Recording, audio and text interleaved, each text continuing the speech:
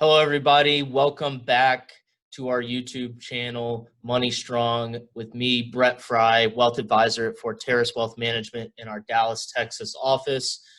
So it's no secret, coronavirus, global pandemic, markets are certainly down this year. And we're getting a lot of questions of what can I do to take advantage from an investment standpoint?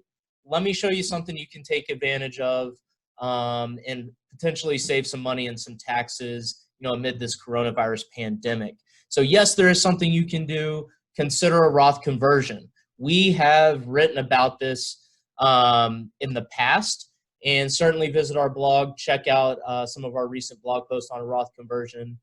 So multiple aspects to this. Some people have had their incomes decrease due to being furloughed or laid off, so their income tax bracket is lower. Roth conversion can make sense in that situation. But many of you have seen your portfolios decline in value. And what can you do? We'll go through a hypothetical example of doing a Roth conversion whenever that happens and the potential tax ramifications of doing so. So let me go through a quick refresher for you out there.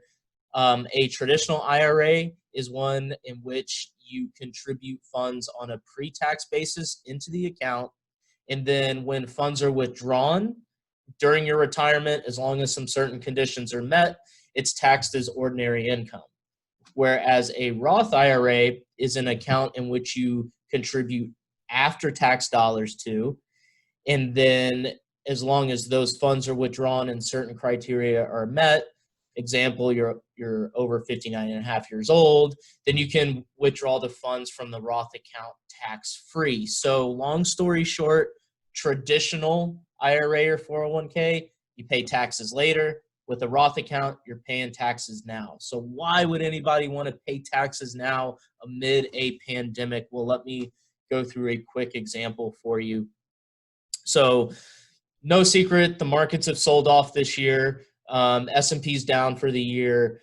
So if you had a traditional IRA, 401k, and let's say your beginning balance at the beginning of this year was $100,000, and then you saw a 15% portfolio decline, so you lost in dollar terms $15,000. So the current value of your account after that loss would be $85,000. So assuming you did nothing, and you left your money in there for the next 15 years, and the money grew at, call it 6.5% per year. At the end of that 15 years, you would have about $219,000. Again, you didn't do a Roth conversion. You left it alone. You kept it there. It grew at your 6.5%. You could then take that $219,000 out of your account, and you would owe $55,000 in taxes, assuming you paid a 25% tax rate. So your after tax, what goes in your pocket after Uncle Sam gets his cut, is $164,000 essentially. Again, these are approximations, rounded figures. So assuming you didn't do a Roth conversion, left everything alone, at the end of 15 years after taxes, you'd have around $164,000. So not too shabby, but let's look at what happens if you do a Roth conversion. So again, assuming the same kind of set of facts here, beginning balance at the beginning of the year, $100,000. You see that 15% portfolio decline, so you lost $15,000. But then you decided, instead of keeping it in your traditional IRA or 401k, you actually converted that to a Roth IRA at that point, right? So that $85,000 goes into the Roth IRA. You would owe 25% in taxes, so you'd owe $21,000 in taxes. We're going to assume that that is paid from extra money that's outside the account. So you put that $85,000 invested in the Roth IRA.